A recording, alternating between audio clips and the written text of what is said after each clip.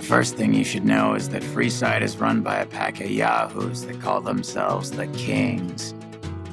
Their leader, who oddly enough calls himself the King, currently has his hands full trying to prevent an all-out riot in Freeside. Caught a rumor the other day that some of the clientele over at the Wrangler have been making some rather strange requests. Stuff like weirdos wanting the services of ghouls and such. Have you tried going to the strip only to be stopped by those big metal murder machines? Happens every day around here. But if you know the right people, you can get through the gate without being a rich man. Saw a strange thing the other day. The King took that robo-dog of his over to the old Mormon Fort. Weird thing was that the dog was flipping out and had to be restrained by a few of the King's men. Drugs are everywhere in Freeside, and even people you might not expect have become addicts. Jacob Hoff, for instance. That man was a brilliant chemist before he picked up the habit. Now, just another junkie.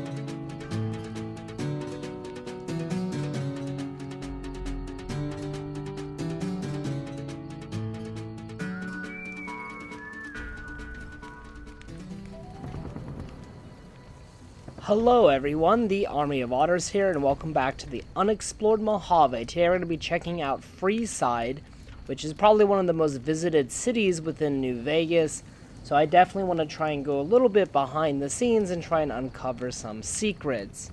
Now, Freeside and the locations within it were recommended to me by follower 4633, who mentioned Mick and Ralph's had a second floor, and then Venom Mecha 858, who just mentioned a lot of the activities to do in Freeside and some of the hidden things within Freeside. Now within Freeside, we'll see a lot of neon signs, and the gate here is reflective of the real-life counterpart, Fremont Street. This is a very famous street within Las Vegas and somewhere that I've actually been. It's a really cool area with lots of shopping, and they occasionally have events going on here. And so Freeside in New Vegas is based on Fremont Street. So let's jump into Freeside.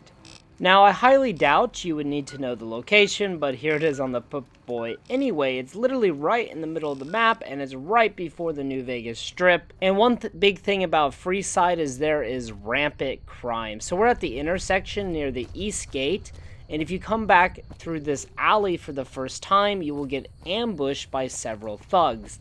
And as you saw at the beginning, it's not uncommon to have thugs attack you or some of the residents or guards within Freeside. And you also notice the streets of Freeside have a lot of bus stops, so perhaps the public transportation in the pre-war era was pretty good.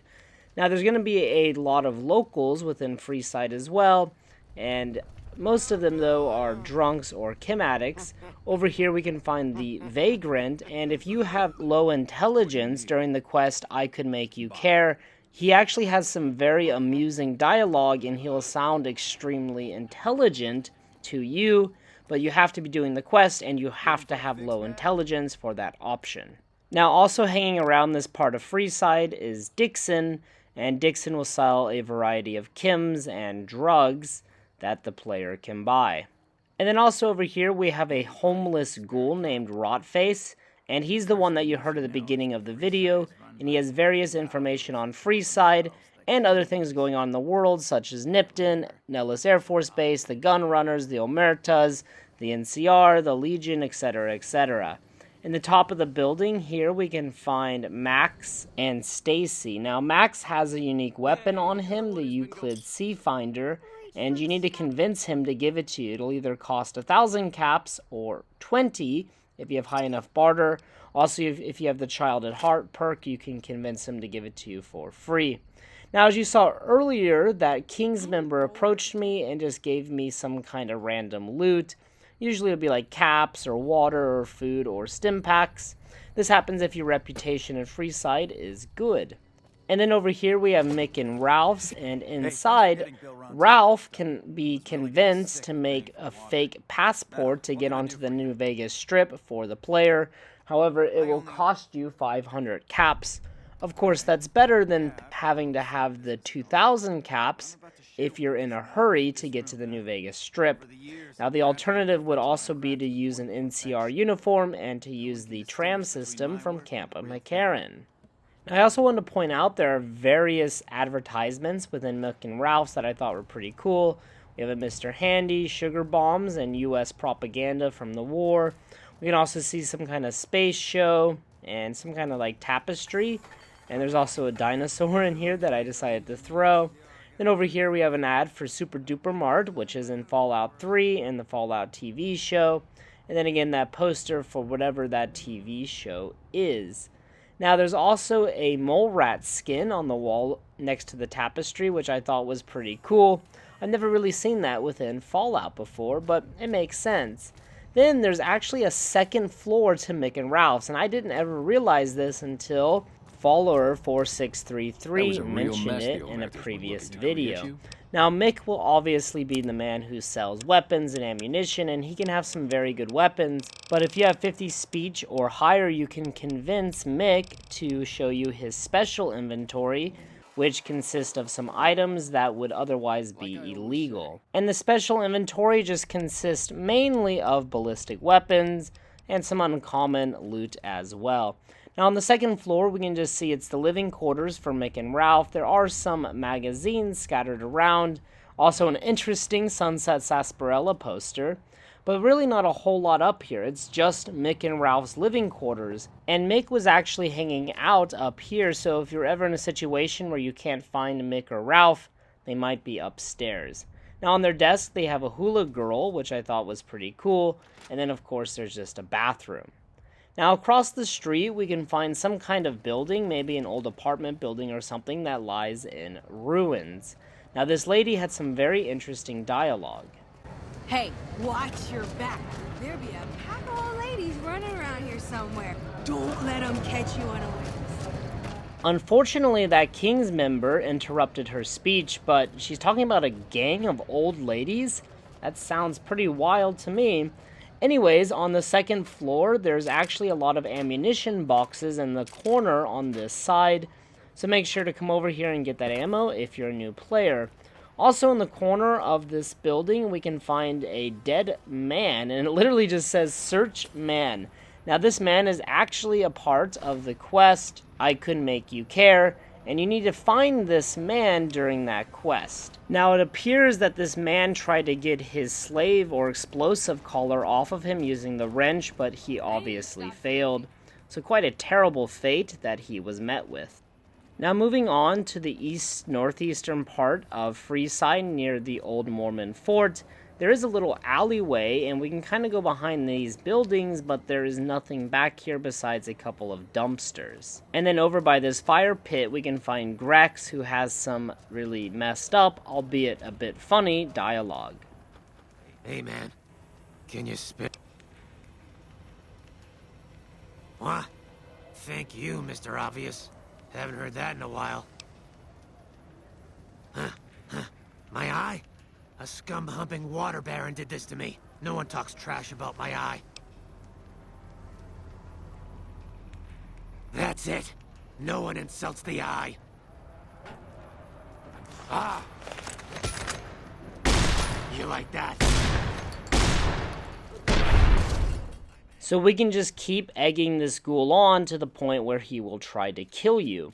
Kind of messed up, but at the same time, he shouldn't really kill somebody because of words. Now over here we have two children, and normally they're chasing a giant rat, but for whatever reason they kind of glitched out in their pathing. And if you shoot the giant rat, these two kids will actually go over to the rat and eat it. So clearly this is a demonstration of the extreme poverty that is present within Freeside. Also, the kids will thank you for killing the rat. Over here we have a new Mojave Express drop box, and you can use this to transport items around New Vegas. Kind of an underutilized mechanic within this game. Now heading towards the north entrance, we can find some train tracks that used to run through Freeside. Obviously they cannot be utilized anymore. And down this alleyway, you might find a dead body called Little Buster.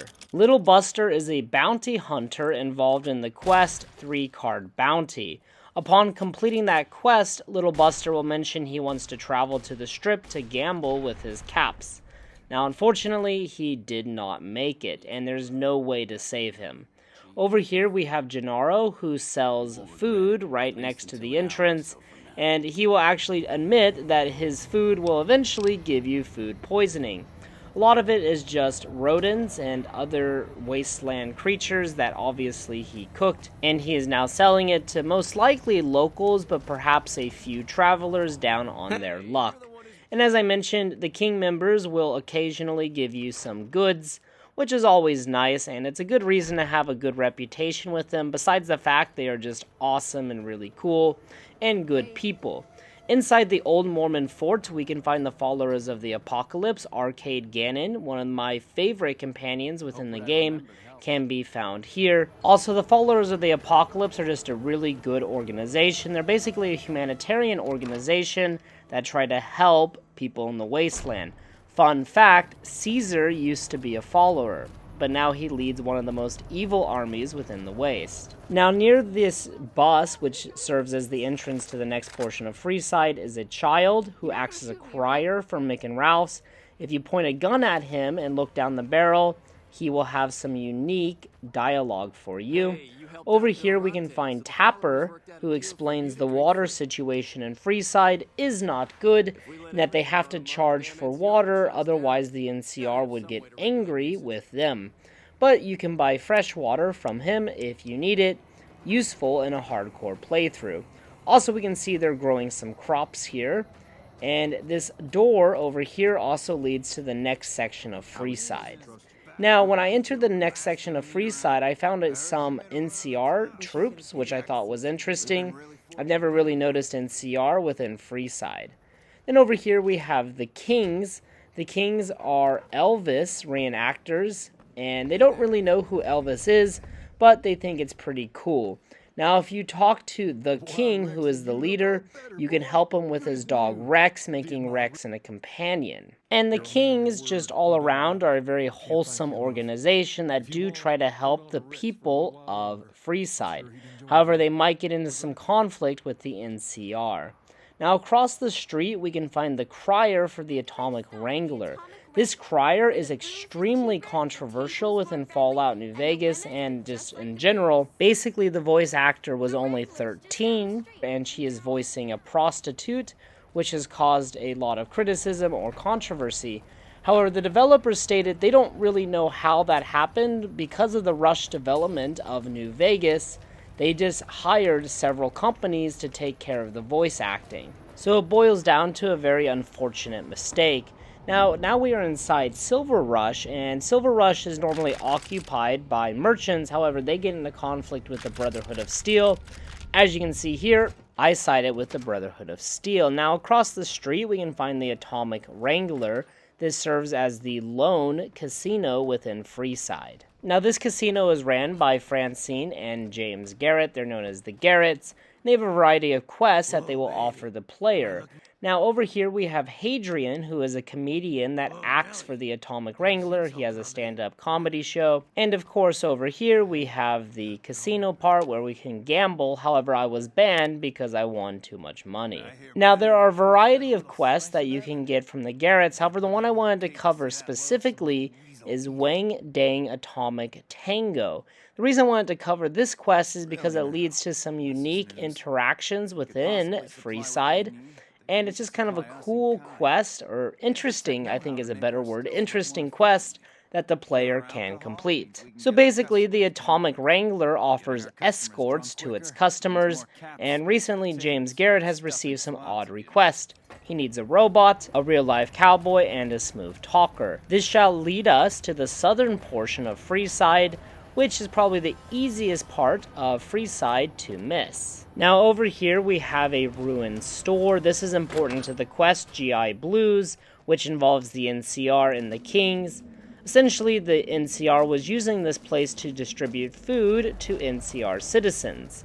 Now over here in the very back corner we can find Cerulean Robotics. This is a robotics factory, obviously during the pre-war era. And now it's infested with giant rats, so you need to make sure to kill them, but pretty easy to kill. Now within this facility, we can find a Star Sunset Sarsaparilla bottle cap. Now the most important thing though is the sex robot. If you head over to this tool cabinet, we can pick it and we can get a key card for the terminal. This terminal will allow us to reboot the robot, and then if you have 60 science, you can program it to be a sex robot.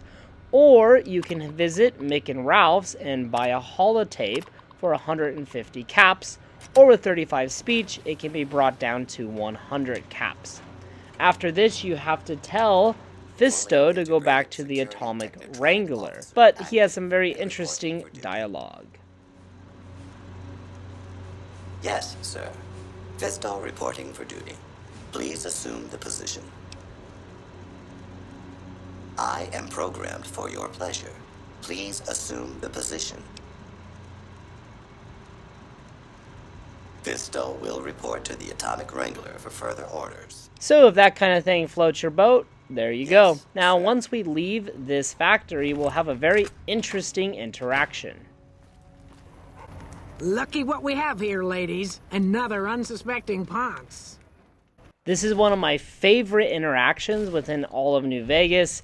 You get ambushed by a gang of old ladies. Now, judging by the loot on their body, they appear to have had some success. They have bottle caps, cigarettes, and they use rolling pins as their weapon.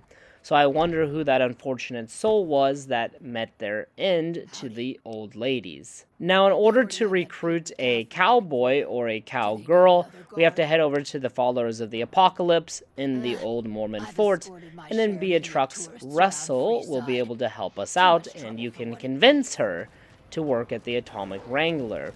Now, when I was coming to the next area, I noticed that this drunk man was puking on the wall. This is actually a unique animation within Fallout New Vegas, so I thought it was pretty cool, and something I have never actually noticed before.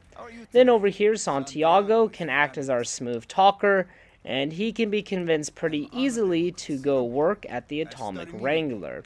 Upon finding everyone and telling them to go to the Atomic Wrangler, you can go back to James Garrett to collect your reward, and if you have a high enough speech, you can increase that reward for more caps. Interestingly enough, obviously in Fallout New Vegas, an escort service is not considered bad or negative, as completing this quest will grant you a significant amount of reputation within Freeside. No doubt a very interesting and humorous quest within Fallout New Vegas, and something that might be missed on a playthrough. Now, on the southern part of Freeside, there is a long alleyway. However, this alleyway is kind of pointless. It is only utilized during the quest, Bodyguard for Hire, and basically Orris takes you down this pathway and then fakes an ambush with fiends to justify his high price tag. And then I have no idea what that Securitron is doing with that wall, but appears to be a glitch.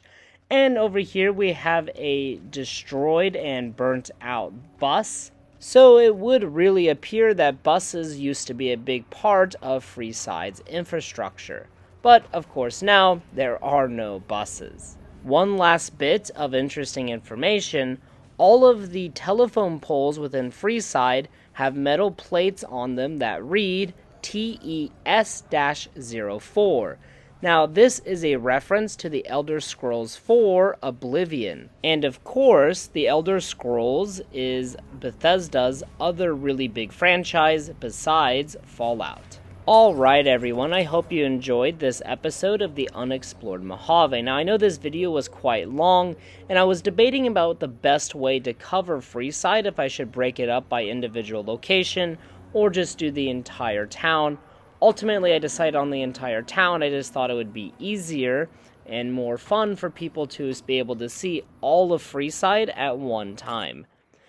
If you guys have any recommendations for the next video, please post them in the comments section below.